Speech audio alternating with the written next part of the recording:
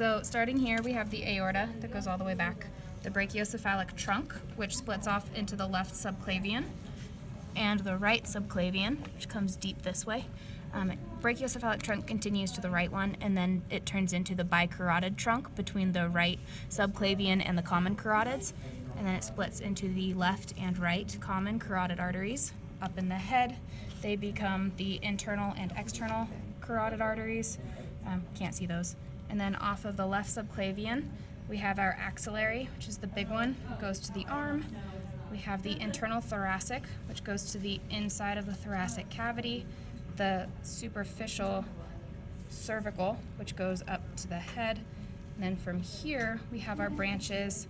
This one's the vertebral, goes up to the occipital bone, and the costocervical, which goes back into the cervical vertebrae. I'm assuming over here, not entirely sure.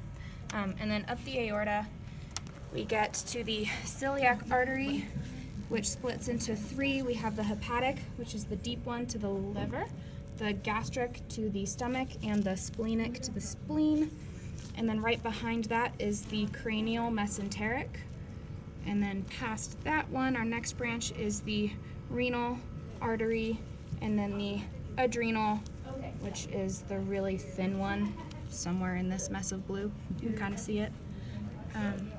And then past that, we have our ovarian that comes off of the aorta, which is the little one. Directly behind that one is the caudal mesenteric. Branches off, if you can see where I'm pointing. And then right after that, we have our two V's for the external iliac. So the external goes this way and on the other side, and then the internal is the smaller V, which goes to the inside.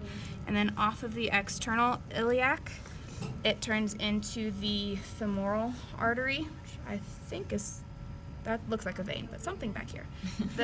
Usually you can see it from the inside, you can on the dog, but then from the femoral it turns into the cranial tibule.